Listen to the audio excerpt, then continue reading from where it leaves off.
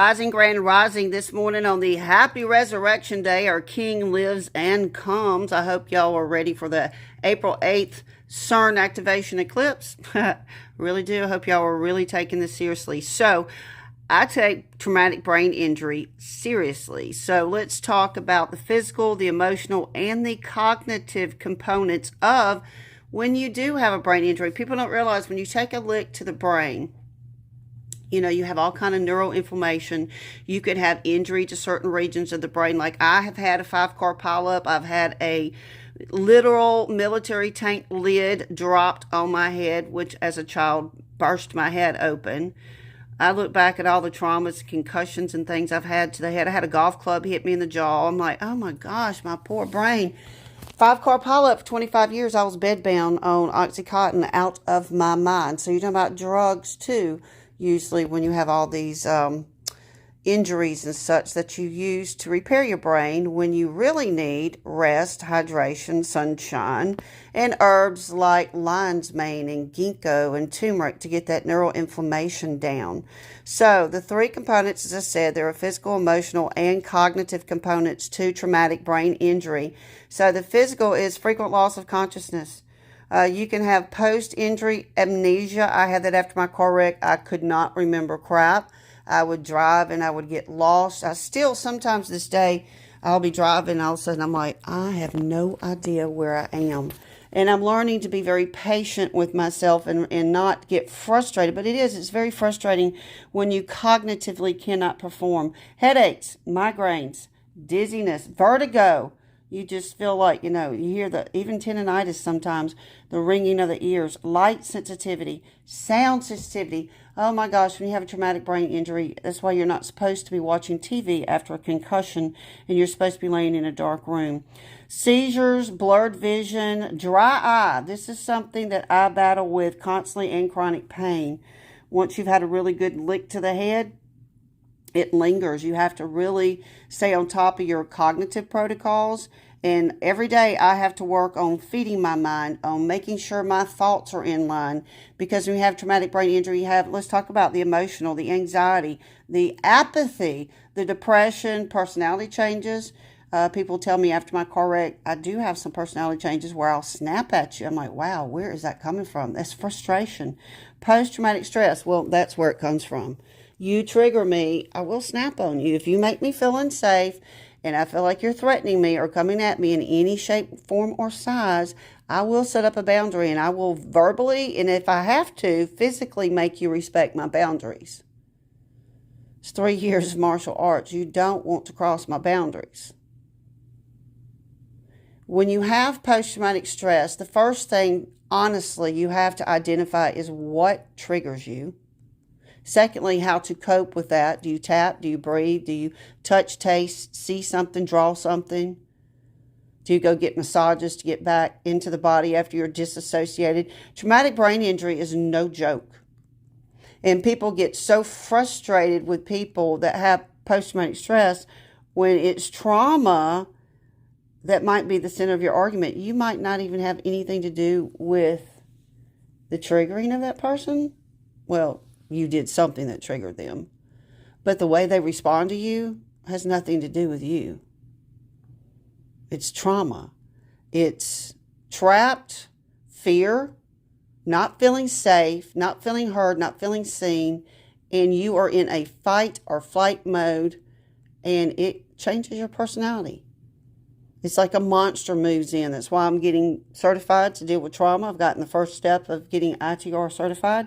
So if you have trauma issues, brain issues, traumatic brain issues, please reach out to me. You can inbox me. We can get you some help. I'm going to start doing a new practice very soon of my ITR therapy and naturopathic and also raindrop practitioner. Cognitive is the most important after you have a traumatic brain injury. Guys, if you're playing football, you need to really watch your children. If you're playing or your children are playing. I'm personally playing too at 55 years old. 56 now, excuse me. probably crazy, but I wanted to be a professional athlete, so I'm going after one of my dreams. But I can tell you, when I'm on the field, my brain is like, after being in a 5-car pileup, I'm like, wow, I'm really having trouble remembering these plays. My brain is really having trouble remembering which side is right, which side is left. And I'm like, I am really having struggles. It's like there is a hesitation in my cognitive processing, and I'm aware of it. So what do? You have to nutritionally support that. You have to do mind games, brain games, word games. Keep your mind active. But the cognitive, your diminished attention span, oh, I have ADD, honey. You better, if you're not interesting, you will not keep my attention. It just won't. Impaired decision making. You ever had that executive decision making affected? If you have a lick to the prefrontal cortex especially, it will affect your executive decision making. Lack of impulse control. Hello, impulsive. Yes, I am. I am impulsive. And I sometimes say things without thinking. And it's like, whoa, that traumatized brain needs to settle on down. Yeah, I'm very impulsive.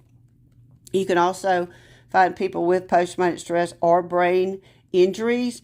And a lot of them are addicts because they're trying to fix themselves or deal with their anxiety. Usually have a double life. A lot of people, I hate to say this, but they become very inhibited, either sexually, gambling, drinking, drugs. That goes hand in hand with post-traumatic stress because they really are just trying to cope or maybe even deaden all of the emotional things they're feeling. And that's why I went and got certified with ITR therapy. You have to process the trauma out of the electrical field. If you don't process the trauma out of the electrical field, it will manifest in disease. It will. So you have trouble concentrating, memory lapses. As I said, sometimes I'm just like, wow, I cannot remember. And then confusion, just being basically in a brain fog. So if you've ever had traumatic brain injuries, really need to get a hold of a naturopathic doctor or someone, especially if you have post-traumatic stress, someone like myself, an ITR therapist, that can help you process the trauma, help you nutritionally get what your brain needs to function, help you understand the functional aspect of how your body and organs work and how to get them back into homeostasis. It is a mind, body, and soul spirit. It's like a chair. You can't address the body only on physical or chemical. If you don't look at the spiritual aspect of things too, a lot of times people that have post-traumatic stress or anxiety or depression, or they isolate themselves, it is a form of trauma. It is a lot of unprocessed childhood traumas, a lot of trauma that you're carrying over into your personal relationships, into your work relationships, into your friend relationships.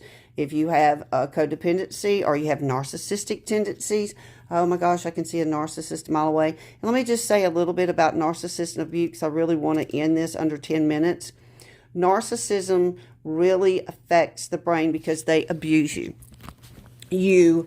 That nice little dependent person's like, oh, if I just love them enough, I can change them or I can make them happy. These people are not happy with themselves. They do not love themselves. They project their own insecurities onto you. And if you're around them long enough, that mental abuse and physical abuse, possibly spiritual abuse, more than anything, it's a Jezebel spirit, controlling, manipulating spirit, it will cause brain shrinkage. Narcissistic abuse does cause brain damage. And I promise you, I would much rather be hit in the brain than live around a narcissistic, demon-possessed person that inflicts pain and torture and sucks the life out of me.